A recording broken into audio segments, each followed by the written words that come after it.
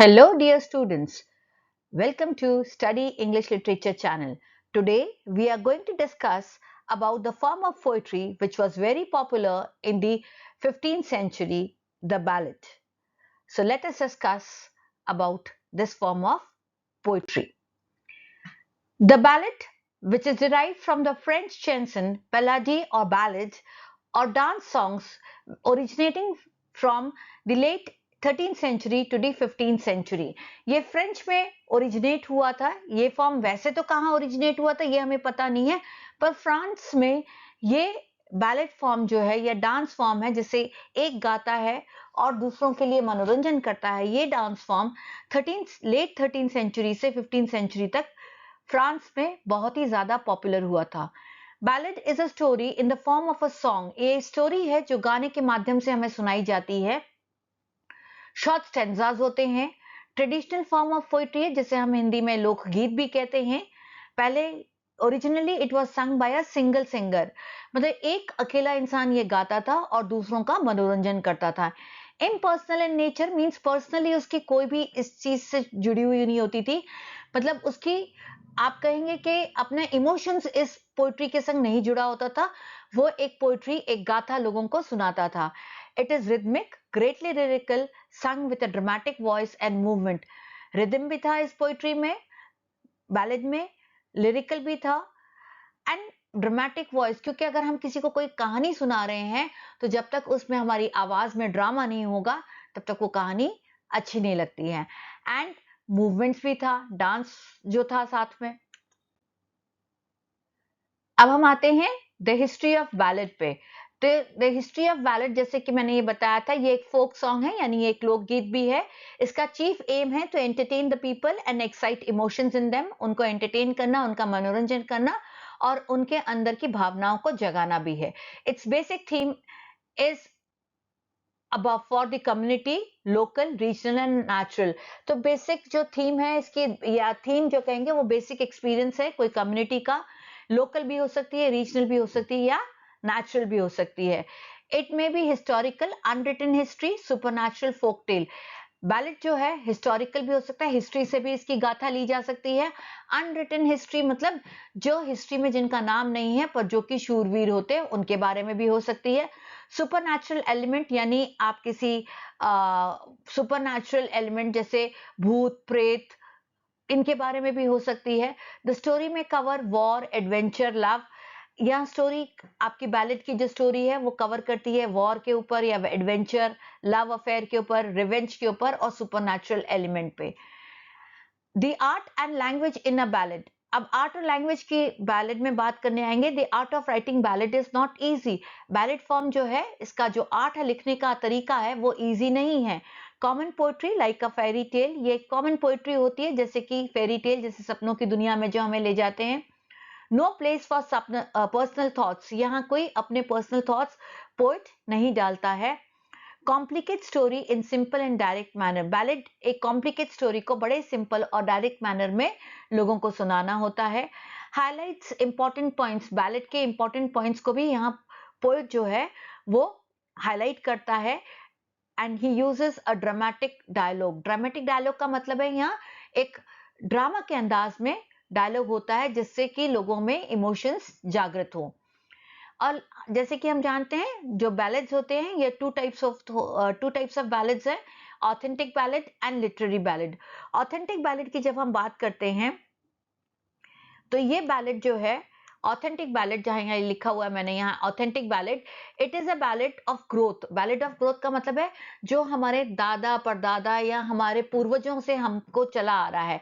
It has been in existence for ages. जैसे हम कोई भजन है, कोई गीत है जो बहुत पहले से चला आ रहा है और वो हम आज भी गा रहे हैं, तो उन्हें हम ऑथेंटिक बैलेड कहेंगे, जो लिखित रूप में नहीं है, मौखिक रूप में आपके साथ होते हैं.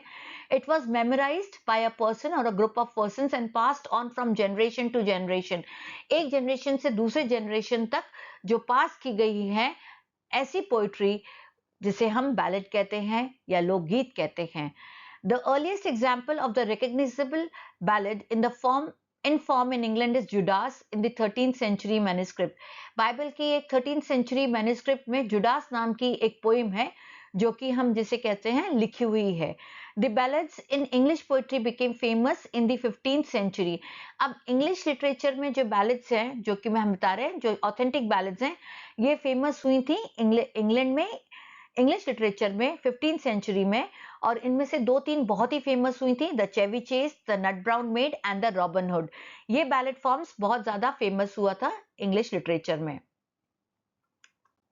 Now coming to the ballad form and meter. Ballads were originally composed in couplets, ये कंपोज की गई थी couplets में, और इनकी alternating lines में, in alternate lines means refrains in alternate lines का मतलब है कि first line जो होगी वो जरूरी नहीं है सेकेंड लाइन से इसका सेम राइमिंग स्कीम होगी, जैसे कि हमने शेक्सपियर में पढ़ा था। तो यहाँ ये किया है, these refrains would have been sung by the dancers in time with the dance। अब यहाँ ये रिफ्रेन क्या है, डांसर्स लोग जब गाना गा रहे हैं और डांस कर रहे हैं उसके साथ के लिए था। Most northern and western European ballads are written in short stanzas और क्वार्ट्रेन्स। तो यह यूरोपियन बैलेड्स हो या नॉर्दर्न बैलेड्स हो, ये शॉर्ट स्टेंजास में, यानी 4 लाइन का एक स्टेंजा होता है, पैराग्राफ होता है 4 लाइन का, उसमें लिखी जाती थी iambic tetrameter. Tetrameter and unstressed followed by a stressed and tetrameter 8 syllables का। जैसे हमने नेहा वर्ड यूज किया, तो ने, हाँ, ने यहाँ अनस्ट्रेस्ड है, और हा जिसके ऊपर हम जोर डालते हैं वो स्ट्रेस सिलेबस हो गया, सिलेबल हो गया हमारा, तो ये टेट्रामीटर होगा।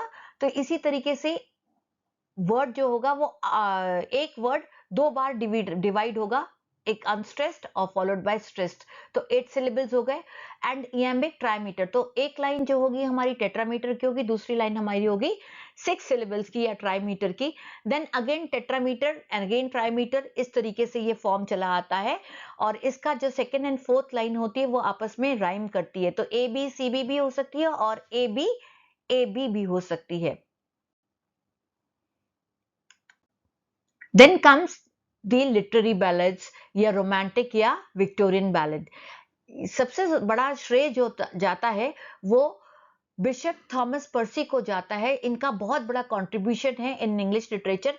इन्होंने क्या किया कि अभी तक जो ऑथेंटिक बैलेड्स जो होते थे, जो गाए जाते थे, इन सब को इन्होंने लिख करके एक बुक फॉर्म में लोगों के लिए बांध करके एक बुक फॉर्म में ये लोगों के लिए पेश किया। तो the relics of ancient poetry, a collection of ballads in 1756, ये the relics of ancient poetry Bishop Thomas Percy की ये देन थी, जिसमें इन्होंने पुराने ऑथेंटिक बैलेड्स को कलेक्ट कर करके उनको एक पोइट्री फॉर्म में लिख करके लोगों के लिए पब्लिश कराई थी। The ballads written by the romantic poets and the Victorian poets are called literary ballads। यानी उस बैलेड फॉर्म को ऑथेंटिक नहीं थी, ये लिटरेरी यानी खुद लिखा गया है। फर्स्ट टाइम जब लिटरेरी बैलेड्स लिखी गई थी, तो ये जब लिखने का स्टाइल था, उन्होंने ऑथेंटिक बैलेड्स को कॉपी किया था। इसमें एस.टी. कोलरिज की rime of the ancient mariner, Walter Scott की minstrel of the Scottish border and John Keats की la belle dame sans merci बहुत ही फेमस रोमांटिक बैलेड्स हैं। टेनिसन की, अब ये हम रोमांटिक, अब विक्टोरियन में आ गए, टेनिसन की लेडी ऑफ शैलेट, ब्राउनिंग्स की Hervé Riel and Rossetti's king's tragedy are famous Victorian ballads. Ballad of Iskander written by J E. Flecker is a famous modern ballad. अब बैलेड यह है रोमांटिक पीरियड में भी चले, विक्टोरियन पीरियड में भी और मॉडर्न पीरियड में। मॉडर्न पीरियड के सबसे फेमस पोइट हैं JE. Fletcher, ballad of Iskander जिन्होंने लिखी थी।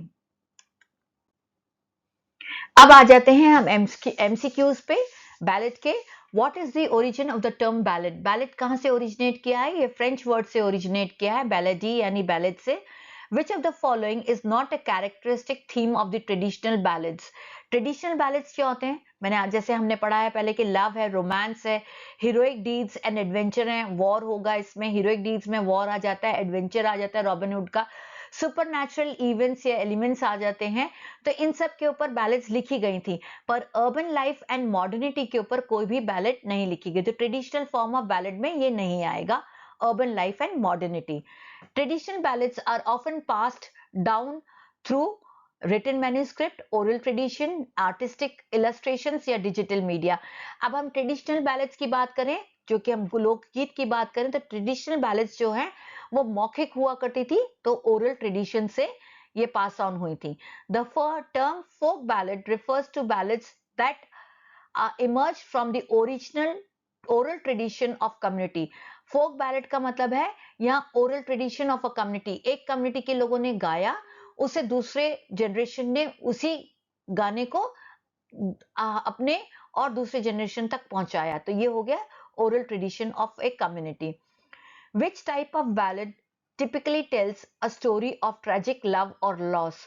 तो एक टिपिकल टाइप ऑफ बैलेड होता है जिसमें आपका लव या लॉस, आप जिससे प्यार करते हैं उसको खो देते हैं या आप प्यार कर रहे होते हैं, तो रोमांटिक बैलेड ही होगा इसका answer. Ballads originating from the Scottish English border region are known as, अब जो स्कॉटलैंड और इंग्लैंड के बॉर्डर के ऊपर जो पोइम्स लिखी गई थी तो उसे हम बॉर्डर बैलेड्स भी कहते हैं। तो स्कॉटिश और इंग्लिश बॉर्डर के ऊपर की जो पोइम्स थी जो स्कॉटिश वाले लोगों ने लिखी थी तो उसे बॉर्डर बैलेड्स के नाम से मशहूर हुए थे। The ballad which incorporates elements of supernatural such as ghosts or witches is called a supernatural ballad, जिसमें भूत प्रेत की बात होगी, चुड़ैल की बात होगी, तो उसे हम supernatural ballad कहते हैं। Which poet is known for revitalizing the ballad form in English literature during the romantic period? तो सर वॉल्टर स्कॉट को इसका श्रेय जाता है। Which of the following is not a common ballad stanza form? तो common ballad stanza form जो है is not a common ballad stanza form, तो ये इसका जो आएगा A आएगा। Ballads often feature complex language and elaborate descriptions या minimal dialogue and narrative simplicity. तो बैलेड में यूजुअली डायलॉग कम होते हैं और नरेशन जो होता है इनका वो बड़ा ही सिंपल होता है। Barbara Allen is an example of literary ballad. तो बारबरा एलन ये एग्जाम्पल है लिटरेरी बैलेड का। Which of the following is traditional Scottish ballad? Traditional Scottish ballad जो है वो टैमलिन है। Ballads were particularly popular during which historical period? तो सबसे पहले कौन से हिस्ट्री के पीरियड में बैलेड सबसे ज्यादा पॉपुलर हुई थी? तो वो था middle ages, late 13th century से 15th सेंचुरी तक। What distinguishes a literary ballad from a traditional ballad? तो literary ballad को traditional ballad से क्या distinguish करता है? Literary ballads are always written by known poets. तो literary ballads क्या थे? जैसे कि हम जानते हैं कि कीट्स ने लिखा है, वॉल्टर स्कॉट ने लिखा है, एस टी कोलरिज ने लिखा है, तो known poets थे, उन्होंने ये form of ballads को लिखा है। Which of the following is characteristic feature of a border ballad? Exploration of historical events and figures. Border ballads में क्या होता है जो हमने पहले भी पढ़ा है स्कॉटिश और इंग्लैंड के बॉर्डर पे, जहां हिस्टोरिकल इवेंट्स और हिस्टोरिकल फिगर्स को उन्होंने एक्सप्लोर किया है। Which of the following is not a type of the ballad? Literary ballad होते हैं, हिस्टोरिकल बैलेड होते हैं, रोमांटिक बैलेड होते हैं, पर एपिक बैलेड कभी भी नहीं सुने हमने। A ballad that narrates the exploits of legendary or historical figures is called a historical. जब historical figure को यूज करें तो हम historical ballad ही कहेंगे उसे। Which romantic poet composed La Belle Dame Saint Mercy? तो यहाँ कीट्स का नाम आएगा, तो कीट्स ही एक ऐसे रोमांटिक पोइट थे जिन्होंने ला बेल डेम सेंस मर्सी नाम की ये पोइम लिखी थी। अगर आपको मेरा चैनल पसंद आए तो please do like and subscribe. Thank you for watching Study English Literature channel.